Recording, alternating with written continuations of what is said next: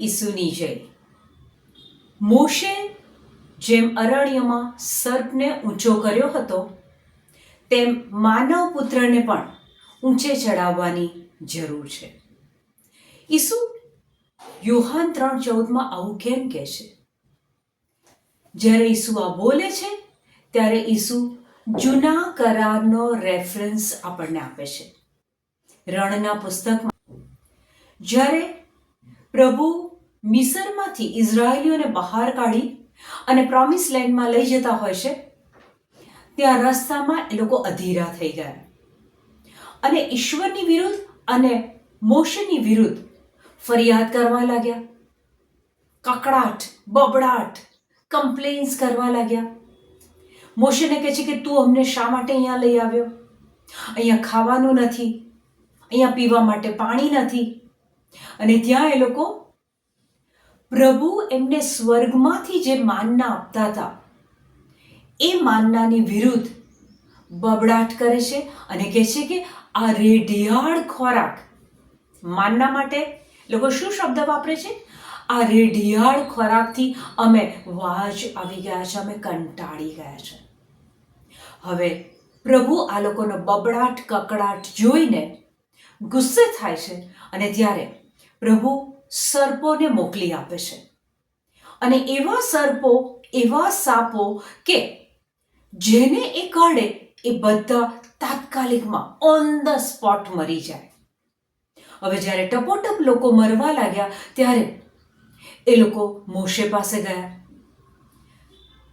જે બચેલા હતા, જે બાકી હતા, એ લોકો મોશે પાસે જાય છે અને મોશેને કહે છે કે તું પ્રભુને પ્રાર્થના કર. હવે જ્યારે મોશે પ્રભુને પ્રાર્થના કરે છે ત્યારે પ્રભુ એના માટે એક સોલ્યુશન આપી દે છે. પ્રભુ મોશેને કહે છે કે તું એક કાંસાનો સાપ ધ્વજ દંડ ઉપર લગાવ.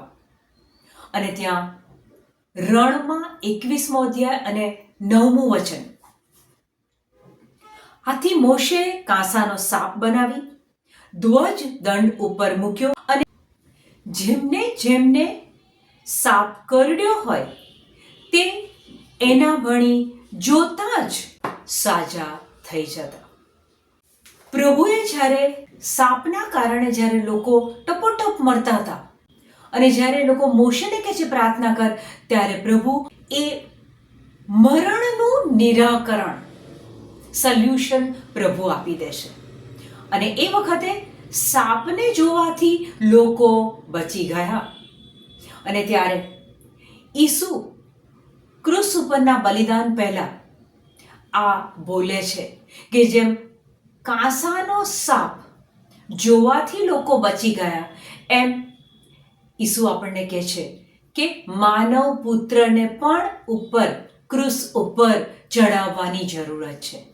કેમ માનવ પુત્રને કેમ ક્રુસ ઉપર ચડાવવાનો?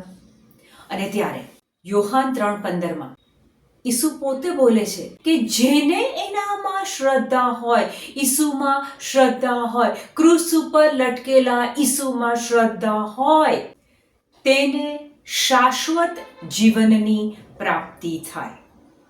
ઈસુ આપણને યાદ કરાવે છે. પ્રભુ ઈસુ પહેલી વાર આવ્યા આપણા પાપોની માફી માટે અને આપણને પ્રભુ સાથેનું અનંતકાળિક જીવન મળે એના માટે. હિબ્રુ 9:28 વચન કહે છે કે પ્રભુ બીજી વાર આવશે, ઈસુ બીજી વાર આવશે, પણ બીજી વખતે પાપોની માફી આપવા માટે નથી આવવાના. પહેલી વાર આવ્યા પાપોની માફી માટે, આપણને અનંત જીવન મળે એના માટે, એનામાં શ્રદ્ધા રાખીએ અને અનંત જીવન મળે એના માટે. હિબ્રુ 9:28 કહે છે કે બીજી વાર તે પાપનું નિવારણ કરવા નહીં, પણ પોતાની પ્રતીક્ષા કરનારાઓને મુક્તિ અર્પવા માટે પ્રગટ થશે. બીજી વખત પ્રગટ થશે ઈસુ, વાદળમાં આરૂઢ થઈને આવશે, પણ બીજી વખત કોના માટે આવશે?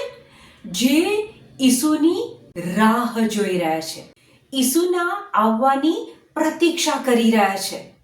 બીજી વખત ઈસુનું આવવું એ આપણા માટે ખરેખર ફાયદાકારક થશે કે નહીં? પ્રભુ ઈસુ બીજી વાર આવવાના છે, એની બધી જ એંધાણીઓ આપણે જોઈ રહ્યા છે. વૈજ્ઞાનિક રીતે, ભૌગોલિક રીતે પૂરી દુનિયામાં હમણાં જે પરિસ્થિતિ ચાલી રહી છે, વચન અનુસાર પ્રભુ ઈસુ ખ્રિસ્તનું બીજું આગમન નજીક છે. અને ત્યારે ઈસુ કહે છે કે જેને એનામાં શ્રદ્ધા હોય, એ ક્રૂસ પરના ઈસુમાં શ્રદ્ધા હોય, તે શાશ્વત જીવન પામી શકે. અને આગળ વચનમાં કહે છે, યોહાન 3:16, ઈશ્વરને જગત પર એટલો તો પ્રેમ હતો કે પોતાનો એકનો એક પુત્ર એમણે પૃથ્વી પર મોકલી આપ્યો. જે કોઈ એનામાં શ્રદ્ધા રાખે તે નાશ ન પામે, પણ શાશ્વત જીવન પામે. આજે ઈસુ આપણને યાદ કરાવે છે કે હું પૃથ્વી પર બીજી વાર આવીશ, પણ મારી દીકરી, મારા દીકરા, મારી પ્રતીક્ષા તું કરે છે? કારણ કે વચનમાં કીધું છે, ઈસુ પોતે કહે છે કે માનવ પુત્રને ઊંચે ચડાવવાની જરૂર છે. એ ક્રૂસ ઉપર લટકેલા ઈસુના ઘા, ઈસુનું લોહી. આજે આપણને આ બાબતમાં શ્રદ્ધા છે? કારણ કે વચન તો કહે છે, ઈશ્વર પિતાએ એનો પુત્ર મોકલી દીધો. જેને વિશ્વાસ હશે, જેને શ્રદ્ધા હશે, જે ઈશ્વર પુત્રની પ્રતીક્ષા કરતા હશે, તેમને મુક્તિ આપવા માટે ઈસુ બીજી વાર આવવાના છે. આપણે ઈસુના બીજા આગમન માટે તૈયાર છીએ? નરી આંખે ન દેખાતા ઈસુમાં શ્રદ્ધા છે? Thank you, Jesus. Praise you, Jesus. Amen.